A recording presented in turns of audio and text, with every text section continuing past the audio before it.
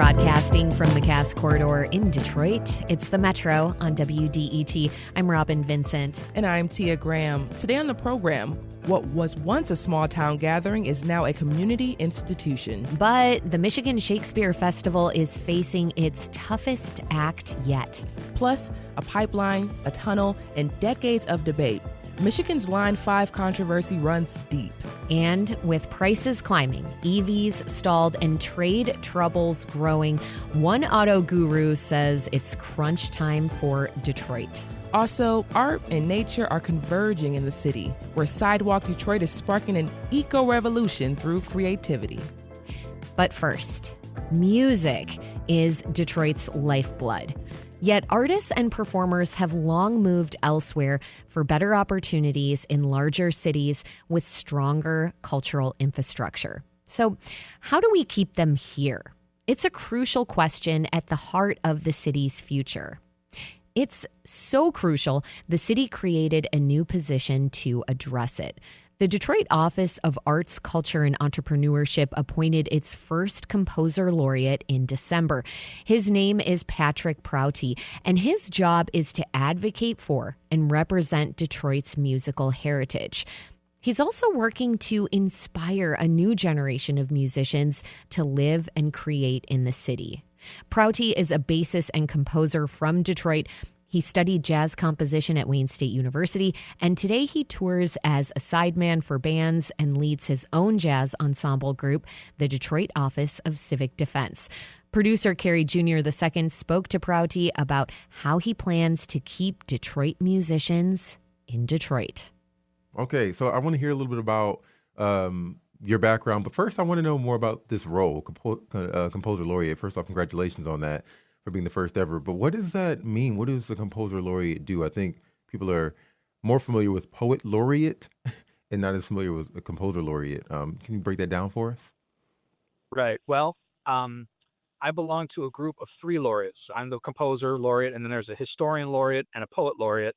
And we are managed through the Detroit Office of Arts, Culture, and Entrepreneurship, run by Rochelle Riley. Mm-hmm. And the specifics of the composer laureate, I'm tasked with two things. One, writing music that celebrates the history of Detroit.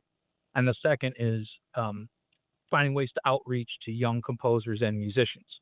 So the first thing that I'm doing is I'm composing a piece for the Detroit Symphony that is going to be delivered this weekend if I can get it done. Mm-hmm. And it will be performed in September.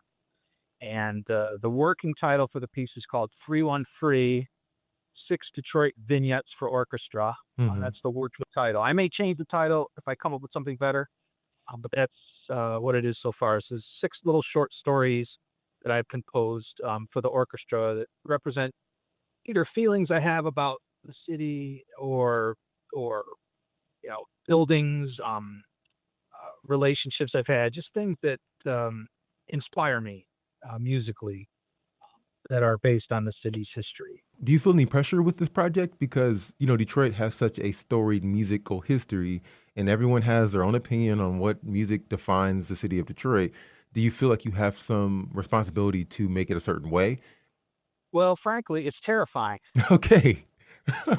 Everybody talks about New York and LA and Nashville, but Detroit's the real music city. I mean, from blues and jazz and techno and hip hop. I mean, folks from here invented all that stuff, Mm-hmm. So yeah, it's a heavy responsibility, but I feel like my love of the music and of the city and its people will get me through. So what styles or genres are you embracing then to kind of paint this sonic picture of the city? This one is classical and jazz and a little bit of gospel thrown in there. Oh, I like that. Yeah, the last movement is called Paradise Theater dash Orchestra Hall, and I try to paint a picture of the Paradise Theater during the time of Black Bottom. Mm-hmm. Your Ellingtons, your Count Basies, they all played that theater. And then, at a certain point, the Orchestra Hall found, economic hardship, and it was dormant for many years until Paul Ganson, the soonest from the DSO, started a campaign to resurrect Orchestra Hall. and now it's the gem that we have in the city. So the piece of music kind of starts off with like a jazz kind of theme that kind of devolves eventually into like some dark sounding things. Yeah, I'm kind of representing the closing of the hall, and I've got violins making cricket sounds. And then eventually you're going to hear a bassoon solo come in to kind of represent Paul Ganson's, move to try and make Orchestra Hall a priority for the city. And then last half of the tune is like I threw the kitchen sink and Hmm. everything else in it is this giant Mm-hmm. explosion of sound to celebrate the hall coming back. So that's the final movement. I've got one called Belle Isle. I've got one called Drive It Till It Dies to celebrate all of the terrible cars I drove when I was a kid. Um, and so that's my first piece, little stories. Oh, I love that. And so wait, so you're going to be recording them with the orchestra, or they're going to be just performed live and only live? Well, I'd like to get a recording of it. I haven't Okay. gotten that far yet. So far, it's going to Okay. be September 18th. They're going to perform it live. Wow. Okay, so I want to get to some of the work you've done because your background is in jazz, correct? Yeah, I started out as a rock and roller in the garage, and then I went to Okay. music school, Wayne State as a jazz studies major, and kind of went in that direction. I've always had a affinity, a love for classical music and writing in that genre too. Okay, so that's such interesting. Rock to jazz to classical, I get, but rock to jazz, that's primarily because you studied it. This is how it happened. Okay, Yeah. I was in high school, and I started hanging out with the musicians in the band, and then I wanted to be in a band, and then I got in a band, and the band I was playing guitar at the time. The band I wanted to be in didn't need a guitar player; they needed a bass player. So I went and bought a bass to join the band. Then when at the end of high school, I'm a senior. What am I going to do? You know what I mean? I didn't have Hmm. any other interests but music. I didn't have music theory background. I was pretty green. But I thought, well, what's the closest degree I can get to being in a rock band? And so I saw Wayne State Jazz Studies. I'm like, close enough. That's for me. Hmm. And Well, you saw I jazz read, studies and thought that's close enough to being in a rock band. well, it was better than studying biotechnology or That's law, fair. or there's never been a plan. I still don't have a plan. That's fair. I You just, just kind of go with I, it. I started at Wayne State, and then the gigs started to happen. And then the next thing you know, I'm making a living as a musician. You've also composed for projects that are in Hollywood, right? You have some placements on shows like Suits for like the Paris Olympics, Brooklyn Nine-Nine, just to name a few. Can you just talk a little bit about what it took to get those type of opportunities? And I'm imagining, I don't know if you went to LA for that, or was that in LA, or were you doing that from Detroit? I did that from Detroit. Oh yeah. So yeah, I'm curious to know how you made that happen. Okay, so like everything in music, it's not about your resume, it's about your reputation, and it's about personal connections. Hmm. And I was the bass player in Betty LaVette's band for a number of years. I had a great time with her. And then my daughter was going to be born, and I said, okay, I want to stay home. I don't want to be a road musician and miss birthdays and all that. But I wasn't going to be able to make enough money just playing gigs. I said, okay, I can write music. How can I do this? And I talked to a couple of friends who had some luck with film and TV, and they kind of showed me how it worked. And then I looked into a couple of different companies contacting me, asking for music that sounded a certain way. Um, and I wrote them a batch of tunes and sent them to them. They loved them, and then they have periodically asked me for more tunes, and they put it in their catalog. Because when you have a show like say Breaking Bad, you've got the main composer on the show, and he writes the music. Maybe he writes the theme song too. But then there's a whole bunch of scenes where there's what's Hmm. called like background music or incidental music, where the composer probably could write the music, but maybe to save time, to save money, or whatever, they will go to a music licensing catalog house and they will say, hey, we need something that sounds like this. And the music supervisor will comb through a list of tunes that they think fits the vibe. And if they like it, they'll license your song. And so I've had a ton of luck. I've got a bunch of placements in different shows of things that I've written over the years. You have to be good, you have to be driven, and you have to be a little bit lucky. Yeah, a little bit lucky. Yeah. You're listening to The Metro on WDET. I'm Kerry Jr. II. My guest is Patrick Prouty. He's a composer, and the music you're hearing right now is music he composed. He's the composer laureate for the city of Detroit, and we're discussing his musical roots, and his plans in this role for the city. Now, throughout the rest of this conversation, the music you'll hear is music he composed.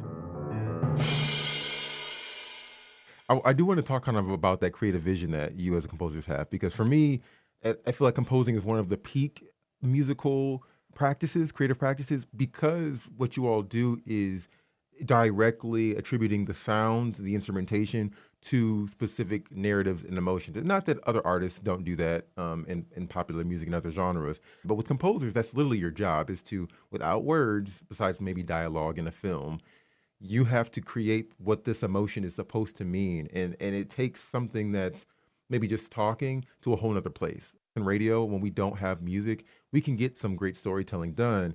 When you add the music that's like just right, it just breaks the entire feeling and emotions of what we're discussing wide open. And it just seeps in, I think, a little bit deeper with listeners. Yeah, it's one of the unique things about being human is these 12 pitches. We organize them in certain ways and they make us feel something. Mm-hmm. It's very a uniquely human experience. So yeah, I'm trying to capture the emotions that these ideas or buildings or people give me. I'm trying to spell them out musically so other people can feel those emotions too. And yeah, without the words, it's a little more challenging. You talked earlier about outreach to young composers. Is the goal for that to kind of develop them to make sure that they're still getting the opportunities they need? Like, what does outreach to young composers really look like in the city of Detroit? Because a lot of people know about producers in the city of Detroit, not so much composers. I'm wondering like where they come from, all of that. They're out there. I teach high school and I am amazed at how talented these students are. And with all of like every student now, music student, has the entire recorded history of music in their pocket on their phone. Yeah. And these young people have found new and interesting ways to utilize that technology, both musically and to teach themselves about music. And these are all things that I didn't have when I was coming up. Mm-hmm. So I'm expecting like a renaissance of Detroit music in the next 10, 20 years. As I have a front seat to, being a high school teacher, and also my daughter is 17 and she's an amazing musician. I feel like we're on the cusp of like another Detroit's time, right? So I'm hoping to be at the forefront of that and using whatever knowledge I have over these last 53 years, helping other people. So how that's going to manifest itself is we're planning a digital music composing lab for Detroit youth.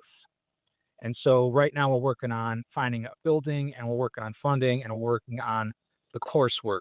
And this would be a place where students could take classes in digital music making.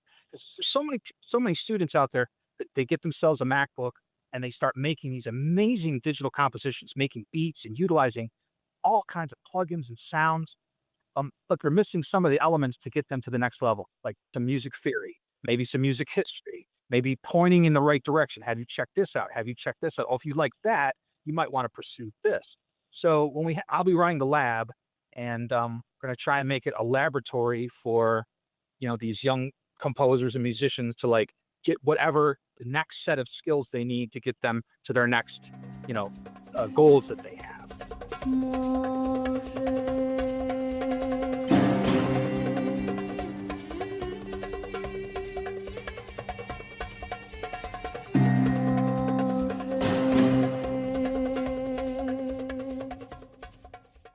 What does a new or new age renaissance in Detroit music look like? I know you kind of outlined how you plan to get folks to the next step, but once they're creating work, what would that look like, at least from your perspective? I see a resurgence in live music, for one. Post-COVID, I think a lot of people have realized, wow, I really loved live music, and when it was gone, I sure missed it.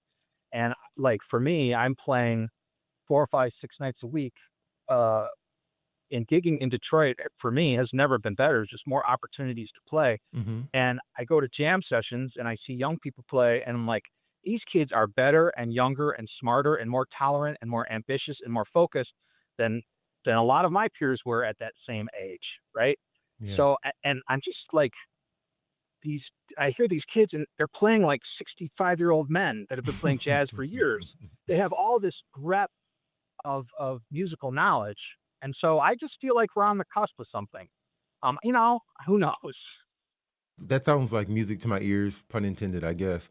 I'll say that because I just know that there's so many people who are talented here. It would be great to have the infrastructure that allows them to stay and create and be successful and make money also here and not have to go to New York or LA. Yeah, it's exactly, and that's Mayor Duggan's point of creating this Office of Arts, Culture, and Entrepreneurship Hmm. is that you can be a creative and make a living in Detroit. And that's one of the goals, and I'm an example of that. I'm a Detroit product. I live in Detroit. I've been here all my life, and I make my living as a musician. It can be done. And the narrative that everybody hears is, "Oh, music is so hard." Yes, absolutely, it's absolutely hard, but it's not impossible if you're willing to grind and you're willing to take a chance. So, like this computer lab, I would love for it to be not about me holding classes about how to use a digital audio workstation Hmm. or how do you write for upright bass and cello and octaves. Like, I hope that it's like so and so meets so and they get together and form some kind of artistic partnership, Mm, and those two are the next Barry Gordy, Smokey Robinson. You I know what I see. mean? Yeah. Yeah. No, I do. What do you say to folks who do say that, yeah, grinding, I don't want to do all that hard grinding here. I want to go somewhere where I know that there's tons of opportunity, or at least there's tons of people who have access. And all I got to do is, knock on a few doors enough times, and then I'm going to have access to, major record labels and top, platforms that get millions of views every week. Like, what would you say to that? Because, that infrastructure to get an audience outside of the city, it's hard to find here, no?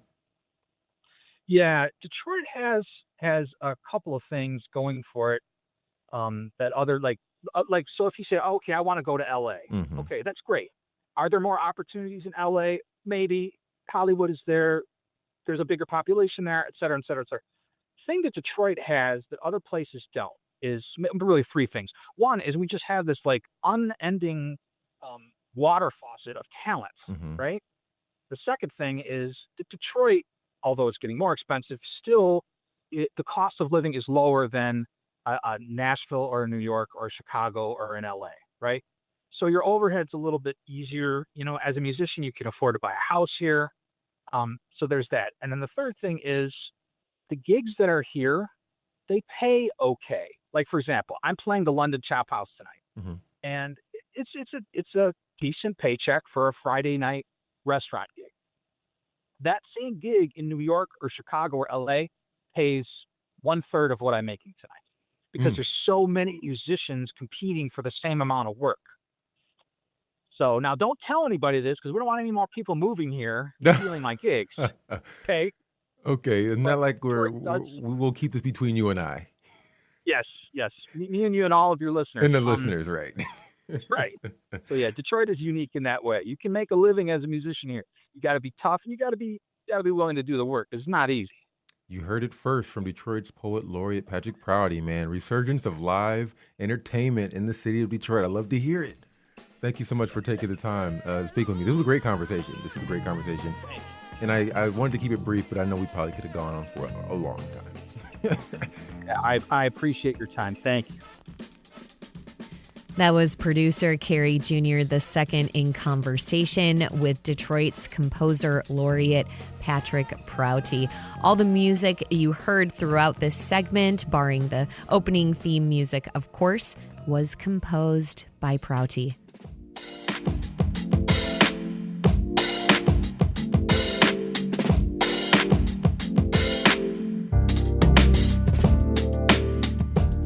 From the WDET newsroom, former University of Michigan President Santa Ono left Ann Arbor, expecting to become the president of the University of Florida.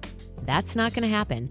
The board that oversees the Sunshine State's public universities rejected Ono, overruling the school's own board of trustees. It had unanimously approved his appointment in May. Conservatives on the state board cited Ono's past support for diversity, equity, and inclusion at University of Michigan. He closed the school's DEI office before he left.